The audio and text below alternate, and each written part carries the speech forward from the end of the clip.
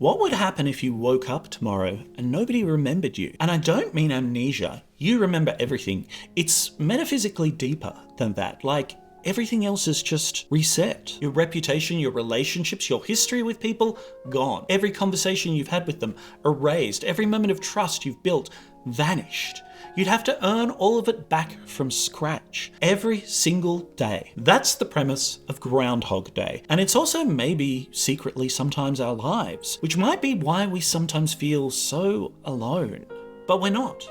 The Eeyore way of looking at it is that it's exhausting. Every day, starting from the bottom of that damned hill and having to push that damn boulder all the way up again, only to wake up and do it again the next day, and the next, and the next. Why bother? But then there's the Tigger way of looking at it. Every day, another chance to help someone, to learn something, to get it right this time, or even to just feel the sunshine on your face and remember that you're alive. So which one is right? And how do we move from one to the other? That's the question I want to answer in this episode of Philosophical Film Club by looking at that endlessly rewatchable classic. Because Groundhog Day has a pretty clear answer. Its main character, Phil Connors, starts the film as a man already trapped by his job, his loneliness, his dickishness, and his refusal to commit fully to anything. Then the metaphysical trick of an endlessly recurring day happens to him, and he bargains, he rebels, he despairs, he plays God, he gives up entirely, and then he grows. And it turns out the film has some serious philosophical backup. Albert Camus wrestled with the same question in the myth of Sisyphus. Aristotle's entire virtue ethics points in basically the same direction. Even Nietzsche, yes, that Nietzsche, gets in on the eternal recurrence action. Phil frees himself by seizing the possibilities of each day, to learn, to grow, and most importantly, to be there for other people, to listen to them, to help them, to belong to a community he didn't quite choose, but he came to love anyway. Critically, Phil Connors, from the first frame of the film, is one of the worst people you would ever meet. And even he is not doomed, because no one is doomed to be alone.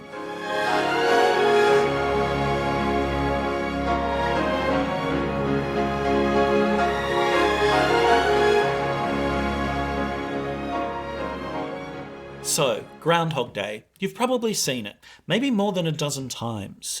It's one of those films that seems to be on television almost every Sunday afternoon, or queued up at a streaming service when you're feeling a bit down and want something comforting to watch. It came out in 1993, it stars Bill Murray at the absolute peak of his sardonic charm, and it's been claimed by just about every philosophical and religious tradition you can name.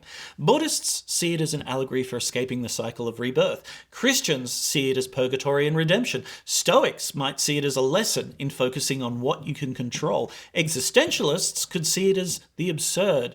Therapists see it as a metaphor for breaking destructive patterns. And they're all right in their own way. The film is genuinely that rich. But here's what I think it's really about, underneath all of that. It's about loneliness and whether we're trapped in it. So let me walk you through the setup, because even if you know it by heart, it's still worth remembering the details. Our protagonist is Phil Connors, a TV weatherman from Pittsburgh, and he's good at his job, and he knows it. And he's also arrogant, dismissive, and deeply unpleasant to basically everybody around him. Can you keep a secret, Larry? I'm probably leaving PBH, so this will be the last time we do the Groundhog together. I don't understand what's wrong with the Groundhog Festival. You know, when I worked in San Diego, I covered the Swallows returning to Capistrano 6 years in a row. Someday somebody's going to see me interviewing a groundhog, think I don't have a future.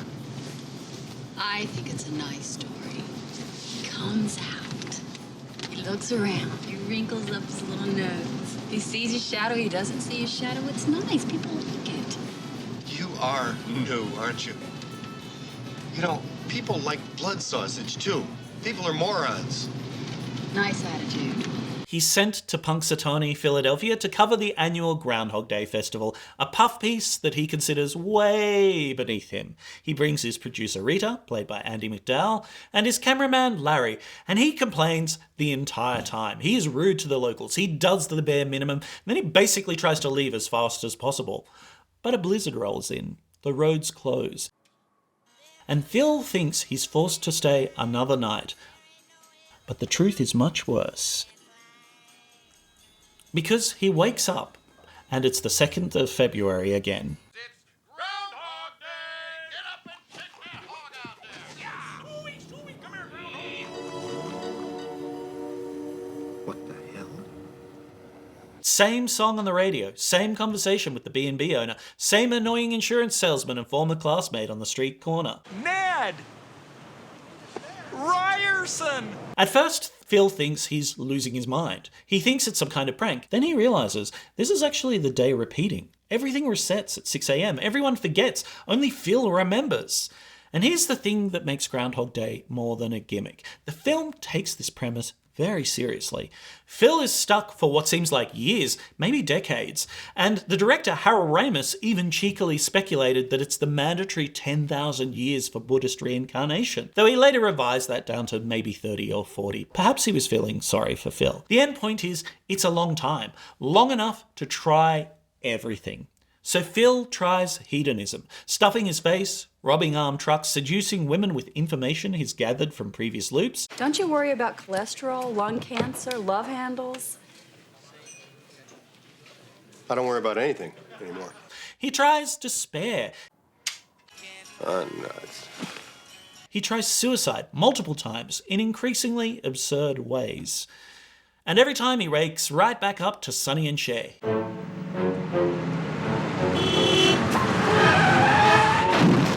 He even tries playing God, using his knowledge of the day to manipulate everyone around him, including Rita. Of course, it doesn't work. She can tell everything's off every single time. And then, somewhere in the endless repetition, something shifts. Phil stops trying to escape. He starts living. He starts taking piano lessons. He learns to ice sculpt. He reads poetry. He memorizes the town's rhythms so he can help people. Catching a kid falling from a tree, performing the Heimlich maneuver on the choking mare, changing a flat tire for some elderly woman. By the end, Phil has become genuinely kind, genuinely skilled, and genuinely present. Rita falls in love with him, not because he's tricked her, but because he's become somebody actually worth loving. And then he wakes up on the 3rd of February. Something is different. Good or bad? Anything different is good. And the loop is broken. Phil is free. But why? That's the question at the heart of this gentle, beautiful film. What changed? Now, the surface reading of all of this is that Phil becomes a better person, and that's why he escapes. Self-improvement as salvation. And sure, we could pack it up right here and say that's right, but we're philosophers, damn it. There must be more. Because Phil doesn't just become more skilled or more virtuous in the abstract. He becomes connected to the town, to the people in it, to Rita. He stops treating everyone around him as obstacles or dummies to be manipulated, and he starts actually seeing them as people. Sure, everybody else at the end of the day resets like a video game NPC, but Phil carries the entire weight of yesterday. And yet, by the end of the film, he's not lonely anymore, even though no one else remembers what he's been through. Personally, I think that the time loop doesn't trap Phil. Instead, it reveals that he was already trapped by his own defenses, by his own cynicism, by his own refusal to let anybody in. And the way out wasn't willpower. It isn't grinding. It isn't becoming some kind of optimized superhuman through sheer repetition. It's something harder and something much simpler. It's accepting that he needs other people, that he's part of a community, whether he likes it or not. The belonging isn't weakness, but it's part of the whole point of being. And that's, I think, the secret genius of this movie. It's showing us Phil, but it's also telling us about ourselves, about how we can be trapped or stuck or living in our own cursed forever. And of course, that how on some level we know that we're the only ones that can get ourselves out, but also that it's not just up to us. It's about everybody around us and how we choose to relate to them, whether we treat them as part of the problem or part of the way through. So that's what I want to explore in this video on Groundhog Day. First, we'll look at who Phil is before the loop, the prison that he's already built for himself, and why so many of us can recognize it. Then we'll walk through his failed attempts to escape, the hedonism, the despair, the God complex, all of the things we try as well before we actually commit to changing, because actual change is terrifying. Then we'll look at the turn, The moment Phil stops running and starts living. What that looks like philosophically, and why Buddhism, Stoicism, and Aristotle's virtue ethics all point in the same direction. And finally, we look at what Phil becomes, and what the film, I think, is suggesting we can all become if we're willing to take that first step. Because as Ned Ryerson says, and he has no idea how right he is, watch out for that first step, it's a doozy. And if that sounds like something worth thinking through together, please consider liking, hyping, and subscribing. I make videos like this, finding the philosophy hiding in great films, and if you want to support the channel, that's how you do it. And there are links in the description too. Thanks so much. But first, who was Phil Connors before the loop started? And why does this particular kind of loneliness feel so familiar?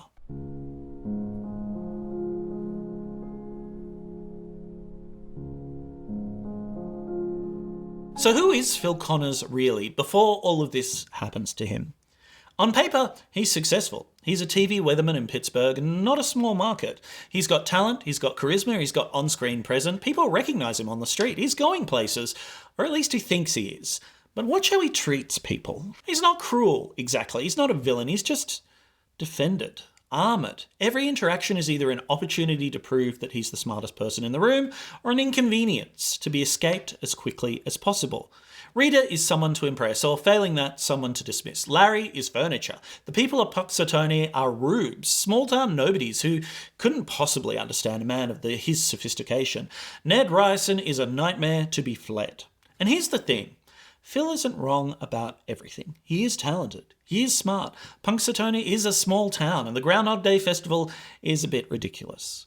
But being right isn't the same as belonging. Phil, of course, thinks belonging is for people who can't be right. And Phil has built his entire personality around being right, which means he's built it around keeping everyone else at a distance. And I recognise this guy because I've been this guy. When I started my PhD, I was surrounded by philosophers who I'd read and respected, plus other students who seemed to understand so much more than I did. So I did what Phil does. I armoured up. I became a relentless critic. If I couldn't be the smartest person in the room, I could at least find the flaws in everyone else's argument. I was, to put it plainly, kind of a dick. Then I found out that another PhD student had shared his thesis chapter with everyone in our cohort for their comments, with everyone except me. Because he didn't think that my critique would actually help him finish the thesis. And suddenly I realised I'd alienated all of these people I respect. And he was right. You can win every argument and lose every friend. I realised I had to change. And I did. But it took years. And the hardest thing for me was learning to shut up and listen to other people. Of course it was. Even off YouTube, I talk too much. But it was also learning to understand before critiquing, appreciating where the other person is coming from, and brick by brick, earning trust after years of building walls.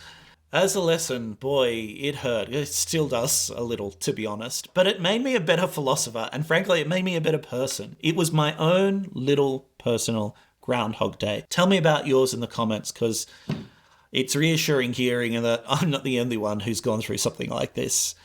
But here's why that's relevant and my broader argument. I think that Phil Connors is stuck in the same trap, right? Like philosophers, psychologists, even Buddhists have a name for it. It's called egoism. The orientation of treating yourself as the center of the universe and everyone else is either, useful or irrelevant. And it's not necessarily malicious. It's just very self-contained. It's a closed loop. And I think here's the problem with egoism. It's simple and lots of other people have pointed it out too, but it's lonely. By definition, if everyone else is just an instrument or an obstacle, then you're fundamentally alone, even when you're surrounded by people. Buddhism has an even sharper diagnosis of this. It's the first noble truth that life involves suffering, dukkha in my terrible pronunciation, which is sometimes translated as unsatisfactoriness. Which, let's just pause on that word. Unsatisfactoriness, what a perfect word. It seems to describe so much of how we live now with an unsatisfactoriness. And it's not just the pain, but the persistent sense that something is off, that you're not quite where you should be or that you're missing something. The second noble truth is, of course, that suffering comes from attachment, from craving, from grasping and clinging. And it's not just attachment to pleasure or to comfort. It's also attachment to a certain version or story about yourself. Phil is attached to being superior, to being right, and to being above it all. He's attached to that story that he's too good for this place, too good for this assignment, and too good for these people. And that attachment is precisely what makes him miserable. He's in samsara, the cycle of suffering, long before that 2nd of February traps him there, literally. And here's the cruel irony. Phil built this prison himself, so carefully, so gradually, that he's forgotten that he's the one holding the trowel. Every sarcastic comment is a brick in that wall. Every dismissive glance is part of the mortar. Every time he chooses being right over being kind, those walls get a little higher. And after a while, you stop noticing the walls. You just think that that's how the world is. It's cold, it's distant, it's full of idiots who don't understand you. It's a very comfortable prison, I know, in its way. You get to feel superior. You get to feel like the problem is everybody else. You never have to risk anything because you never have to let anyone close enough to hurt you. But you're also completely alone. That's Phil's scenario. So when Phil wakes up on the 2nd of February for the second time, and the 3rd and the 100th, the film isn't putting him in the prison. That's what I'd argue. It's showing him that he was already in it. The time loop just makes it visible, undeniable, and inescapable. Everyone else resets, but Phil stays exactly who he is. He carries his memories, his skills, his personality forward, and that means he carries his loneliness forward too. He's stuck with himself, the one person he's never really had to confront. And as we're about to see, he does not handle it well.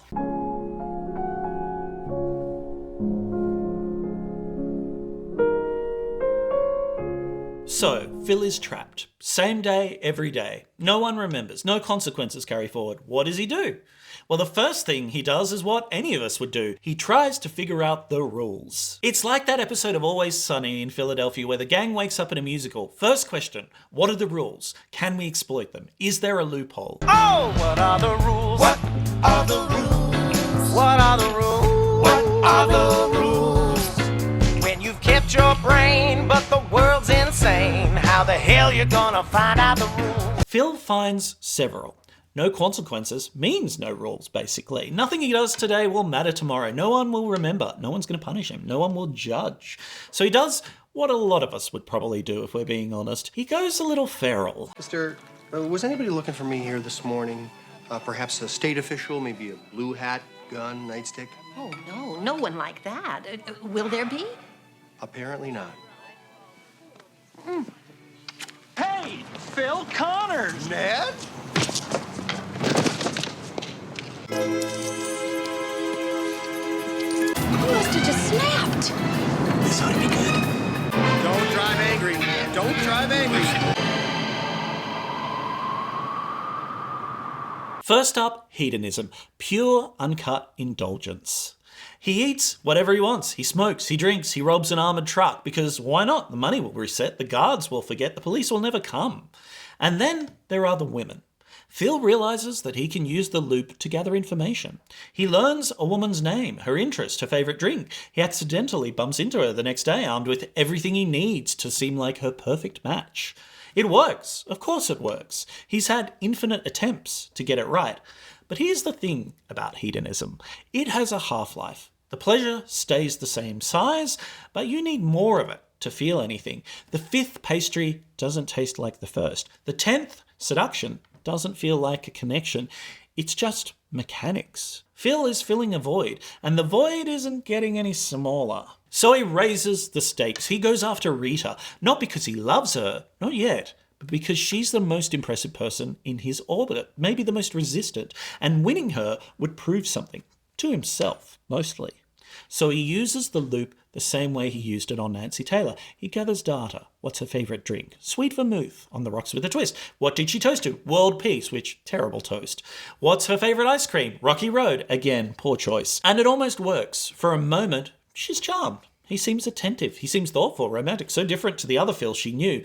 But Rita is smart, and something is off. She can feel it even if she can't name it. It never works because he's not actually seeing her. He's solving a puzzle and she can tell the difference. Phil is performing intimacy, in other words. He's not offering it. And Rita knows why without really knowing why. Eventually, Phil runs out of moves. He's done the hedonism. He's done the seduction. He's played every game he can think of and none of it works. None of it sticks. He wakes up every morning to Sonny and Cher and there's nothing that can be done that matters. So he bottoms out. This is one of the most vulnerable scenes in the film. Phil, exhausted, finally drops the act. He tells Rita what's really happening. He predicts everything that's about to happen in the diner, every patron, every event, to prove he's not crazy. And Rita, God bless her, she believes him. For one night she stays with him, not romantically, but present, bearing witness. And then he wakes up.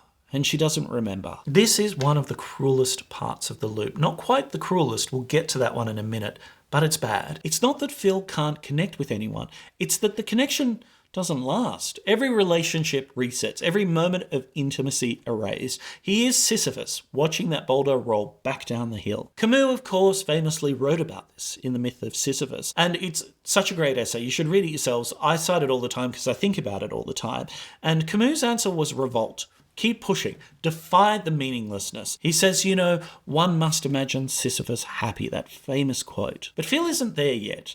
Phil's answer is slightly different. Phil's answer is, maybe I don't have to keep pushing at all. What happens when nothing matters, nothing sticks, and nothing can change? Phil decides to exit. The film treats it with dark comedy, which is the right call. It would be unbearable otherwise. But underneath the absurdism, the film is making a serious point. Phil has tried the ultimate escape, ending his existence entirely, and even that doesn't work. He wakes up to, I got you, babe, same as always.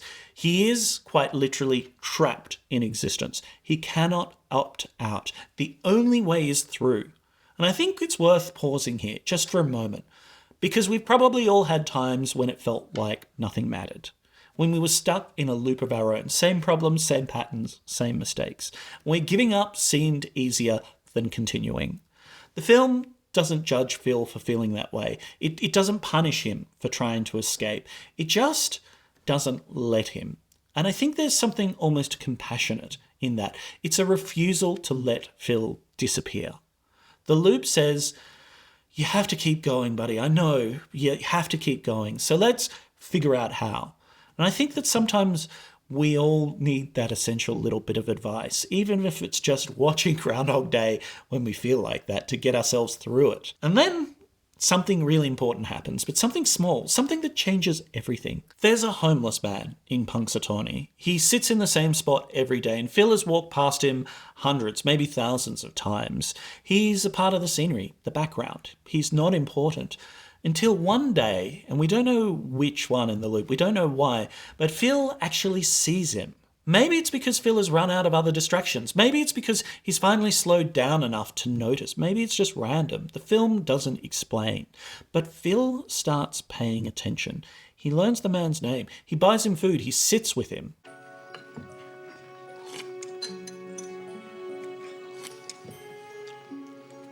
It's hard down there at the bottom. Here you go. Thank you. And then the man dies. Phil, being Phil, assumes that this is a problem to be solved. He's a god, right? He has infinite attempts. He'll just save him. So he tries. He feeds him better food. He gets him to the hospital earlier. He stays the night with him all night, keeping him warm. The man dies anyway. Phil tries again. Different food, different hospital, different approach. The man dies anyway. Again and again, every loop. Phil tries to save him, every loop. But today, every today, the man dies. This is the scene that breaks my heart, and it breaks Groundhog Day open. The one that separates it from every other time loop comedy or every other similar attempt, because Phil cannot save this man. No matter how hard he tries, no matter how many times he loops, some suffering is irreducible. Some things can't be fixed. And Phil has to somehow be okay with that. This, to me, is a deeply Buddhist insight. It's the first noble truth again. Life involves suffering, not as a problem to be solved, but as a condition to be acknowledged. We can reduce suffering sometimes. We can ease it. We can soften it. We can share it, but we cannot eliminated. Phil has been treating the loop as a puzzle up to this point, something to be cracked, optimized, beaten, but the homeless man won't cooperate. He just dies. And all of Phil's power, all of his knowledge, all of his godlike control, it means nothing. And here's where the film does something extraordinary. After all of this trauma, Phil keeps showing up for the homeless man anyway. He knows the man will die. He knows he can't save him. He knows that tomorrow none of this will matter. He knows that the man won't remember, and neither will anybody else. And he sits with him anyway. Because it matters now. Because the man shouldn't die alone. Because the kindness isn't a transaction. That's what Phil realizes. This is the first genuinely selfless thing Phil does in the entire film. He has no angle. He has no scheme. He has no hope of reward. Just presence. Just care. Just being there. And this is where the film quietly stops being about one question and starts being about another. It stops asking, how do I escape? And it starts asking, how do I live? Phil has tried everything to break out of the loop. Pleasure, manipulation, death, godhood, none of it worked. But sitting with the homeless man isn't about breaking out. It's about being in, present, here, engaged with another human being, even when it's hopeless, even when it won't last. This is the turn, the hinge of the whole film. Phil stops running and starts tentatively to live. So what does that look like? What does it mean to actually live inside the loop instead of constantly fighting it? That's what we'll explore next. The philosophy of acceptance, the practice of virtue, and why Aristotle and the Stoics and the Buddha might all agree on what Phil finally figures out.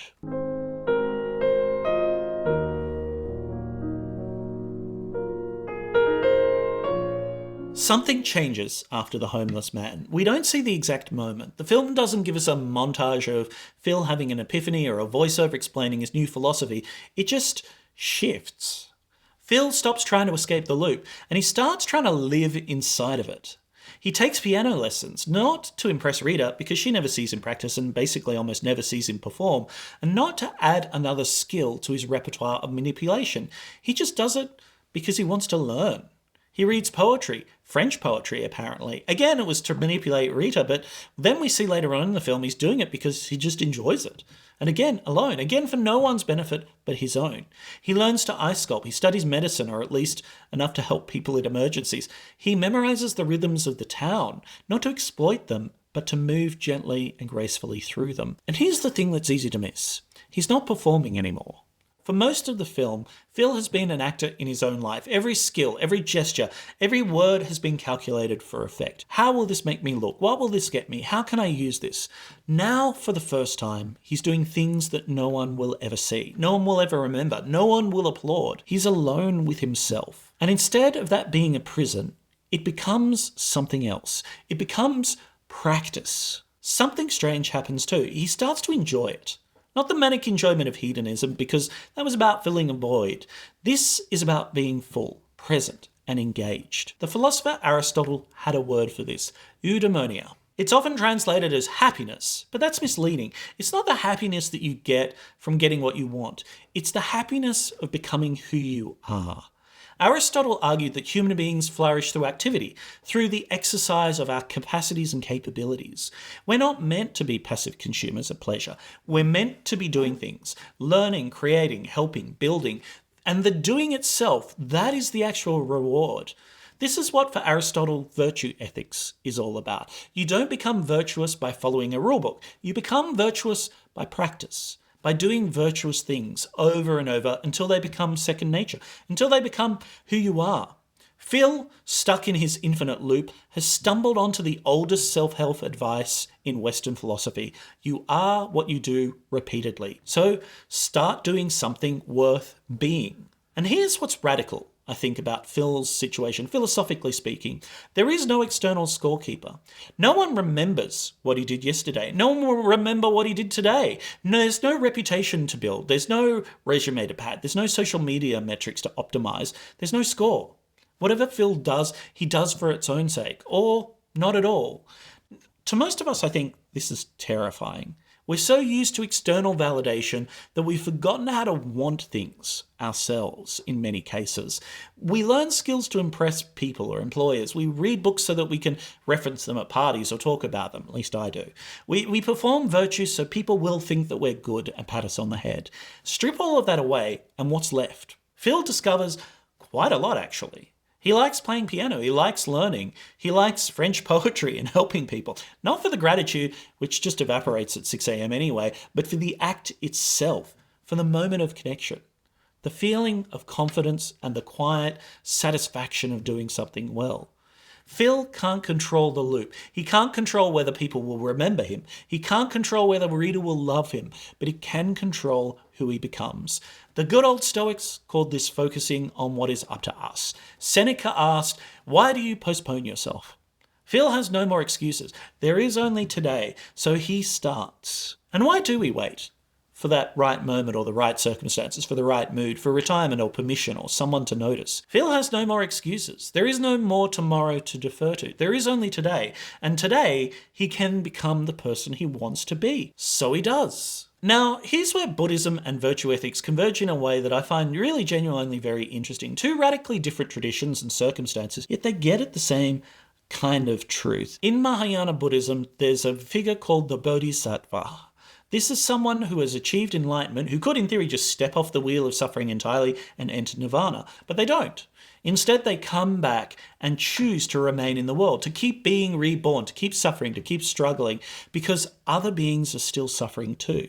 The Bodhisattva stays behind to help. There's a phrase that captures this. It's joyful participation in the sorrows of the world. Not grim endurance, not martyrdom, joyful participation. The Bodhisattva doesn't help others out of obligation or guilt. They help because helping is the point.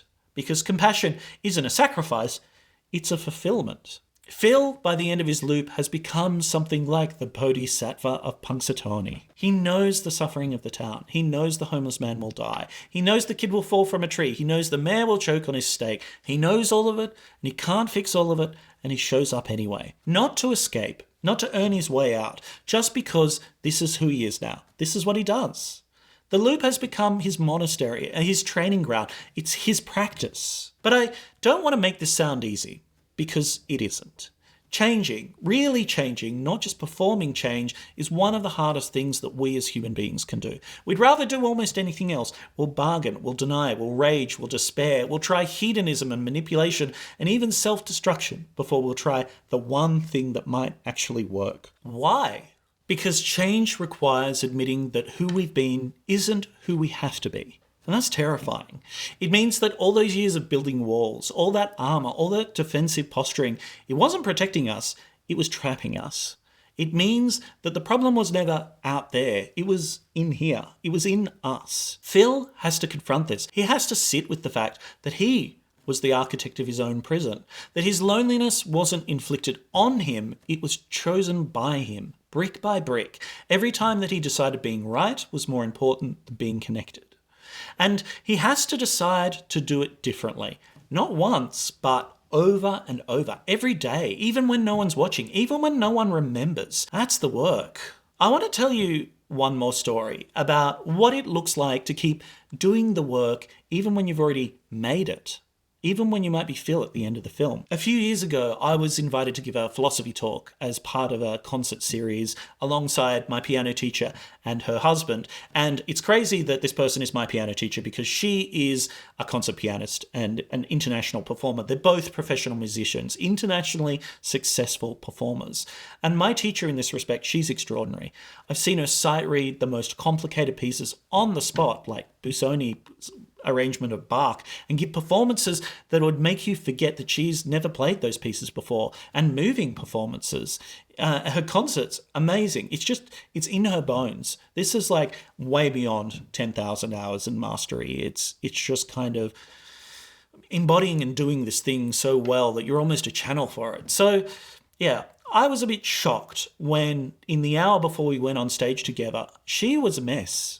She was pacing around backstage. She was scrambling through the music and, desperately looking at it and checking it dozens of times, even though she'd played it countless times before. She was nearly hyperventilating. She did not want to go on that stage. It felt cruel to be part of this performance to make her go on. And that's the thing that really kind of amazed me was, but this is someone who loves performing. This is someone who's performed in front of huge crowds, much larger than the one we were going to perform to. This is somebody who's performed internationally in front of crowds. This is her life's work, her passion, her expertise. And she was terrified. And her husband, who was also, quite nervous, but holding it together, he said, oh, yes, she's always like this before a performance. Always. Every single time. The stage fright for her just never goes away. And then we walked out. She sat down at the harpsichord, and I don't know where that fear went, but from where I was sitting, she did it again. It's like a magic trick. She pulled off a beautiful performance. She made it look effortless, like it's nothing. And I've learned since that Martha Argerich, for example, one of the greatest pianists alive, reportedly doesn't want to go on before every single show that she performs, every single one. But this is her life and what she loves doing, and she does it anyway. It's just a powerful lesson to me of, certain terrors, they never vanish. The imposter feeling never disappears. You don't ever truly overcome it. It's just you get better at beginning and taking that first step onto the stage. At getting, into the place you need to be when every part of you is screaming to stay backstage. It was a powerful lesson for me. And it makes me feel a bit better about feeling terrified or really not wanting to do the things I don't want to do but really should be doing anyway, that I just have to overcome that, going to a party and walking into that room and seeing a sea of people thinking, I have to talk, I have to, connect and be a nice person and see all this, and then just taking that step anyway. It's so valuable. And Phil, in the movie, he has to learn this too. He's going to wake up terrified, probably. He's going to have to wonder if today is the day that the loop breaks or if he's doomed to do this forever. He's going to have to feel like an imposter every time he sits down at the piano, every time he tries to save the homeless man, every time he tries to choose connection over defense. And he has to do it anyway. That's kind of the whole thing. That's what we're doing with our lives. We have to do it anyway. Which brings me to Ned Ryerson, who I think is the philosophical center of the film. He says possibly the most important line in the film. Watch out for that first step. It's a doozy. He says it every day. He has no idea how right he is. This first step, I think, is terrifying because you can't take it back. Once you see the prison, you can't unsee it. Once you admit that you've been the architect, you can't go back to blaming everybody else. But here's also the thing about first steps. They're the only steps that really matter. Everything else pretty much follows. The practice, the patience, the slow accumulation of virtue. It all flows from that first step, that decision to try and to take the leap, to begin, to show up even though you're scared, even though you might fail, even though no one will remember in Groundhog Day. Phil takes the first step somewhere in that endless loop, but we don't see the exact moment. We do see the result, a man who used to treat the world as an inconvenience, now moving through it with grace, with presence, and with care. He stopped asking, how do I escape? And started asking, how do I live? And in doing so, I think he's becoming someone worth being. Now, I know that I said first step, but really it's first steps. I'm cheating, because life is full of first steps, lots of them. But as Phil discovers, that's secretly a part of the terror, yes, but the fun of it all. And Phil doesn't do this alone. That's the final piece of the puzzle. My teacher did not step out on that stage alone. Martha Argerich actually refuses to perform alone anymore. Because becoming virtuous, learning to live well, practicing compassion, doing anything, none of that happens in a vacuum.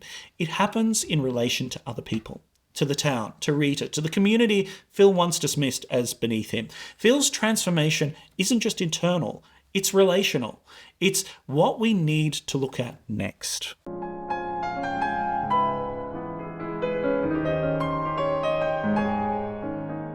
So Phil has changed. He's learned to practice. He's found something like peace inside the loop.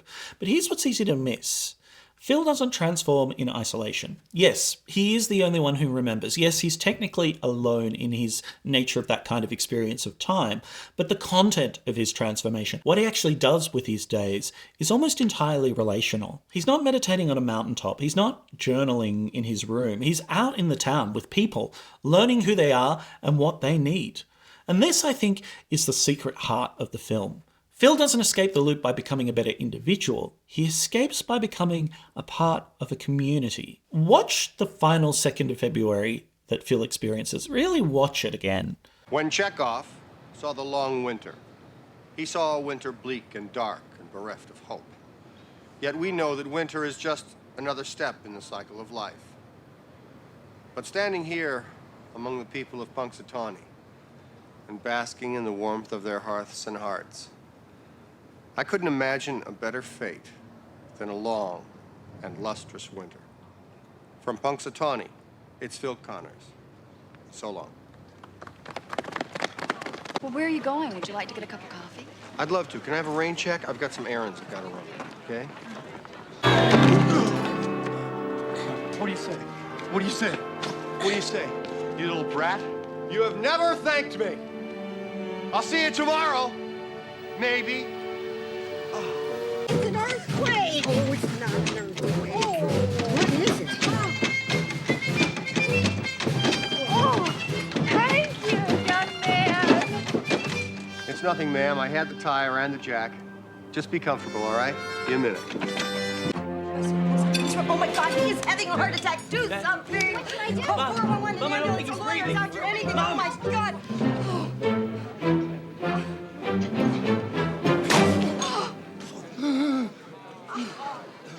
I think that did it. Yes? If you're gonna eat steak, get some sharper teeth, all right?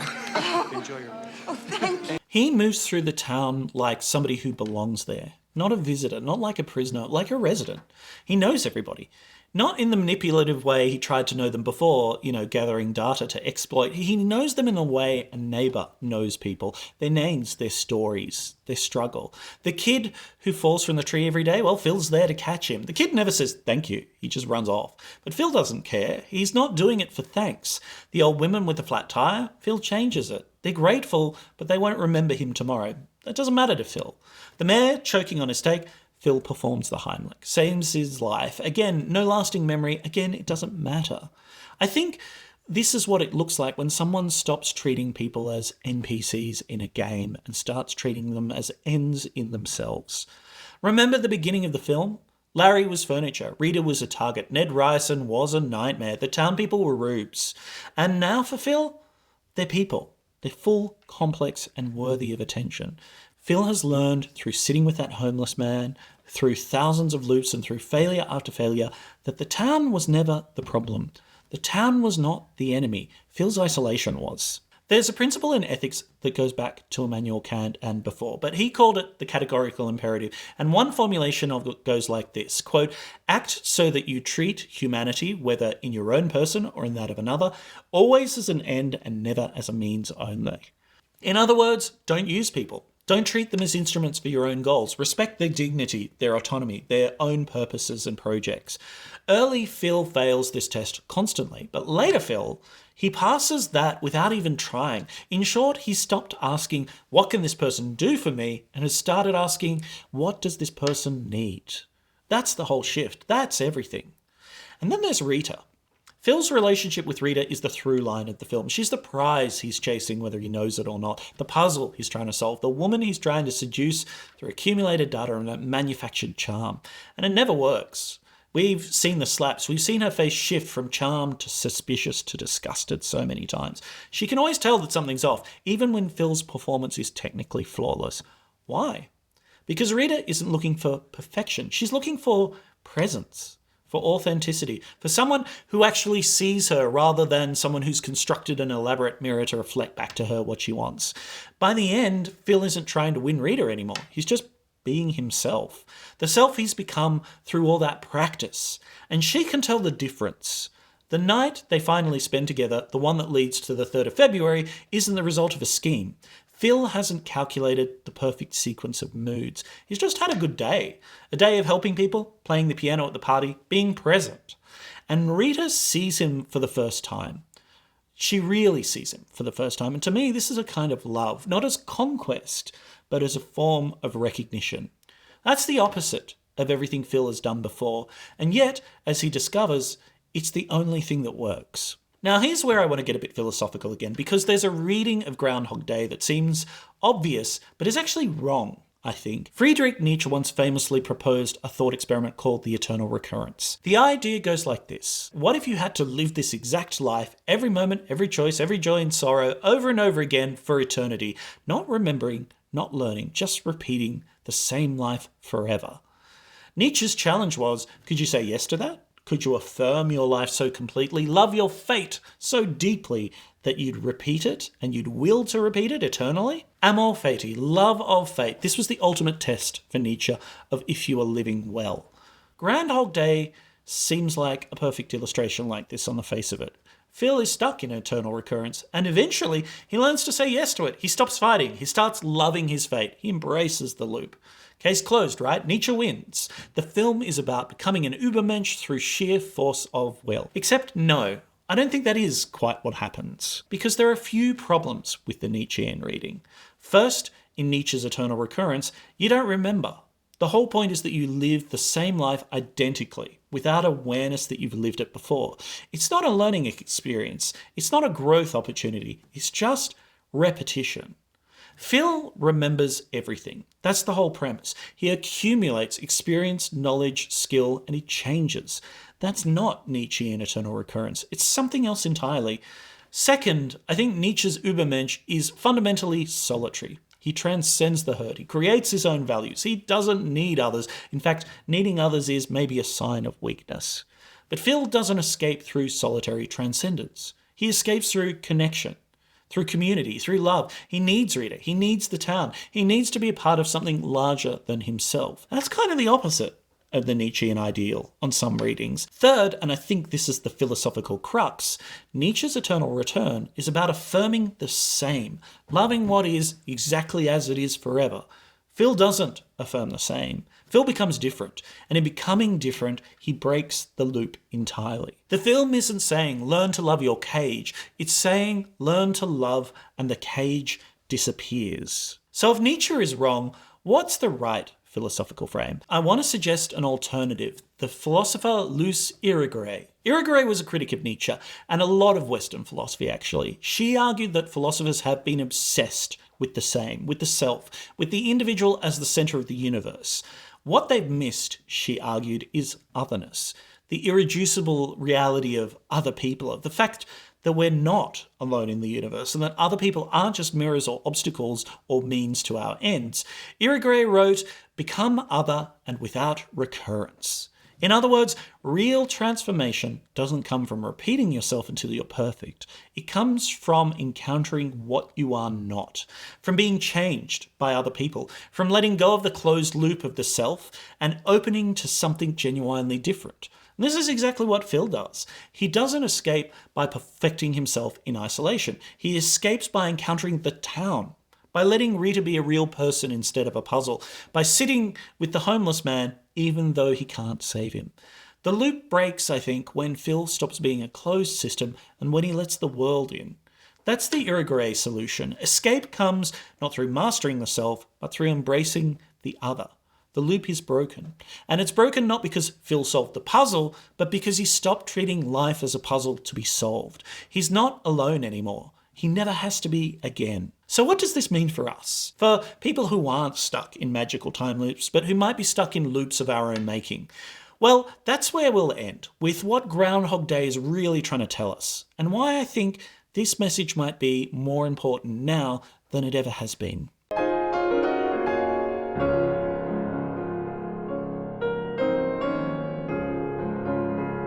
So, Phil wakes up on the 3rd of February. It's over. The loop is broken. Time moves forward once again.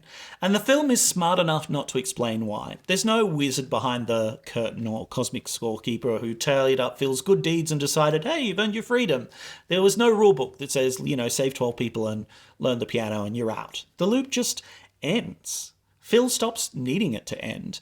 That's, I think, the paradox at the heart of the film. Like, Phil escapes when escape stops being the point. He gets what he wants when he stops wanting it. He breaks free when he learns to love the cage. Or rather, that's not quite right, when he realizes the cage was never the loop. The cage was him. Now, it would be easy to read this as a happy ending, and it is, in a way, of course. Phil gets the girl, Phil gets to leave the town, Phil gets to live a normal life again. But I think the film is saying something more subtle than do the work and you'll be rewarded. Because the work doesn't end on the 3rd of February.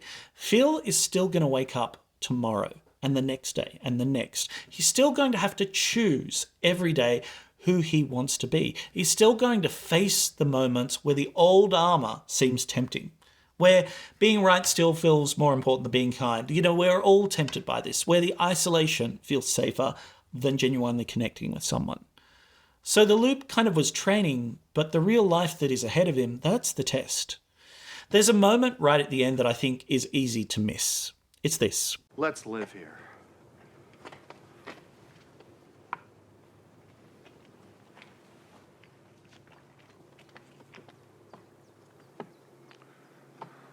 We'll rent to start. He wants to stay in the town, which is amazing considering the amount of time he's just spent there. But he knows that it's still going to take practice, and that he might get it wrong occasionally, but that's fine, as long as he doesn't give up. So what does this mean for the rest of us? We're not stuck in magical time loops. Our days don't literally repeat. But I think most of us know what it feels like to be trapped in patterns, to wake up and feel like nothing ever changes. It's carrying the same loneliness and defences and the same walls day after day and year after year. As I said, I've been there myself. We build our prisons so gradually that sometimes we just forget that we're building them. And then we wonder, well, why do I feel so alone? Groundhog Day says to us, I think, it reminds us that we're not doomed. The prison has a door. We built it, which means we can unbuild it. We can take that first step. And that first step isn't becoming a perfect person or mastering every skill or the piano or whatever. It isn't grind until we deserve to be happy. The first step is so much simpler and harder. It's just deciding that today, this day, the one we've got, the only one we've got, is worth living well. It's worth showing up for and worth being present in. It's worth accepting that we need other people and that belonging in a town and with these other people isn't weakness. It's, you know, in the movie's terms, that the town isn't the enemy. It's catching the kid who falls from the tree, even if he never says thank you. It's sitting with the homeless man, even though we can't save him. It's letting someone see the real us, even though that can be terrifying. And it turns out that the wisest man in all of Punxsutawney is Ned Ryerson. Watch out for that first step, it's a doozy. It is, Ned. It is a doozy. But it's also the only one that matters. Everything else flows from there. I called this video on purpose, No One is Doomed to Be Alone, because it's not the greatest YouTube video title ever, far from it, but it's honest, and I mean it. I have the personal experience to show for it. I don't mean that loneliness isn't real, of course. We struggle with it. We all struggle with it, but it's that sense of being trapped behind glass and watching the world happen without you. And I also don't mean that connection is easy. It isn't. It can feel impossible sometimes, particularly if everything's piled up on you.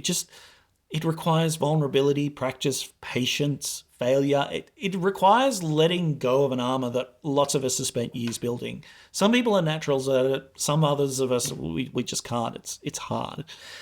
But I think way more than any of that, it just requires us to keep trying, like Phil keeps trying. When I say no one is doomed to be alone, what I mean is that the door is never locked from the outside. Phil Connors, this arrogant, defensive, dismissive, lonely man, found his way out. And it wasn't by escaping or transcending or by becoming superhuman. It was by just being human.